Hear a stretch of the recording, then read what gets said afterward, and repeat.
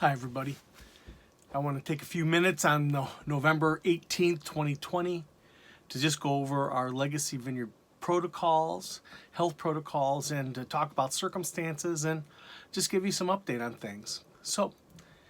We have been told by numerous sources and experts on both sides of the political spectrum that there's going to be an uptick in the COVID-19 cases during the fall flu season, and that seems to be the case.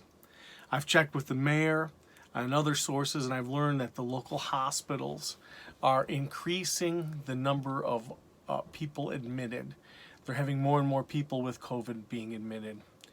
We live in various communities, and all those communities have various opinions on the best way to respond to COVID-19. Although these diverse local communities that we come from do not get to define what the church is, what it looks like, or how it functions, we at the Legacy Vineyard seek to adhere to the biblical values of love and honor towards our community and our desire to be a blessing to them. So before I visit our protocols, I want to say a few thank yous to a whole lot of people for where we are today and what's been going on. First of all, thank you for all of you who have continued to remain engaged online with the church but have not been able to attend in person. We miss you, but we want to honor your decision that takes into account the various levels of health risks that do exist. We have some great new online resources to share. If you're not aware of those online resources for Bible studies and different things, please just give me an email or contact us. Next, I want to thank you, everyone, for respecting, loving, honoring our members and attenders of the church by your respectful action towards other Legacy folks and guests, by your faith-filled prayers and petitions, and by God's grace and mercy. We are not aware of any virus transmission here at the church since the implementation of our protocols. I also want to thank all the people who have caught the virus, not here, but at other locations, but who have lovingly isolated themselves and their families as to not put others at risk. We may miss you personally for a short period of time, but our hearts say thank you, thank you, thank you for your personal responsibility and love towards our community here. I also want to say thank you to all of your ongoing support of our church and leaders, and that's for Molly and I personally. I was on a Vineyard leadership call, and we discussed people, and there's a lot of people in a lot of tough places because of COVID, especially pastors and people. So let me just share some of that. Recent studies have shown that about 40% of former church attenders in the U.S. are no longer participating in church in any manner.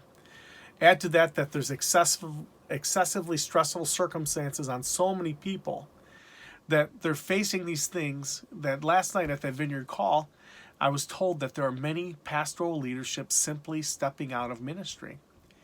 It's been hard for us personally, especially for me, in that it's a season where you need to be reactive as a leader rather than proactive. That means in all the circumstances that are going on, all the crazy stuff that happens with people that is outside their control, there's like urgent things that happen a lot.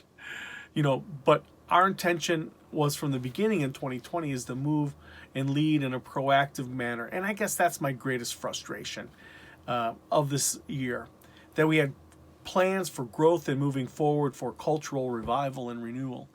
So I had my friend Brian Blount looking to come in April to encourage us and to simply have fun stepping out and doing power evangelism. We had a School of Kingdom ministry missions trip that was going to come here in June for about 10 days. But due to rioting in the area in Chicago and the COVID-19 restrictions, we had to cancel that group as well. We had Ken Fish coming in June right after that event to encourage us, but we had to reschedule that until fall due to the COVID restrictions, and that we were inviting people from all across the Midwest that we didn't know. And we were just seeing how our protocols worked at that time. I'm glad to say that even in the event that we did in the fall with Ken, we have not had any COVID transmissions at that event. I also want to say thank you for your prayerful and financial support. It's deeply and greatly appreciated. I think Molly and I are doing a lot better than a lot of the pastoral people around, and I think part of that is your prayer and your commitment to us. With the saying that people are stepping out of pastoral leadership, we have no intention of leaving or stepping out of leadership at this time. We love you guys. I tell people I really love my church, and I'm glad to be here. no pandemic's a pandemic's not going to stop us from keep doing that. Now, let me give you a little bit of an update. We have sought to keep people, update on the church. We've sought to keep people connected by streaming our services, and for those who are, especially for those who are unable to come in person. Now, with that being said, we're still learning, growing, and improving in service streaming. And I want to apologize where we fall short of that being excellent, but we're growing and we're working on it.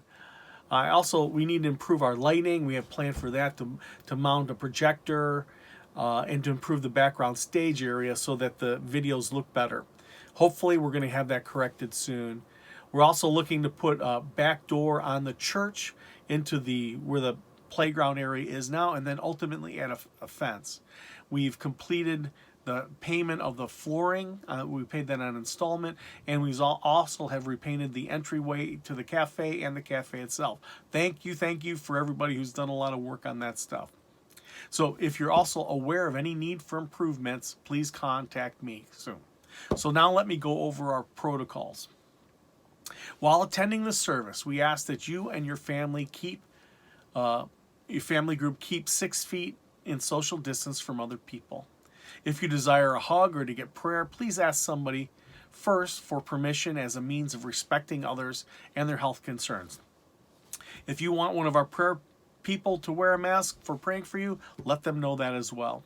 If you are sick, coughing, running a fever, we'll ask you to stay home at this time.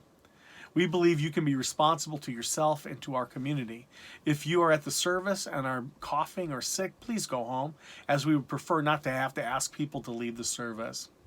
At this time, and this is where we're doing a little bit of change, at this time we invite all adults to wear masks, but we do not demand it except in the cafe and the bathroom areas, and that will be from 9:45 to 11:15. Why? Well, first of all, regarding masks, the CDC in the state of Illinois recommend wearing masks. The World Health Organization recommends wearing masks only when dealing with people with COVID-19. I think the science is unclear, it's contradictory, and disputed. There are no studies that I have found showing masks prevent disease transmission. If you want to look that up, there's the Icahn School of Medicine study about 2,000 Marines. Next, why do we say wear masks in the bathroom and the cafe?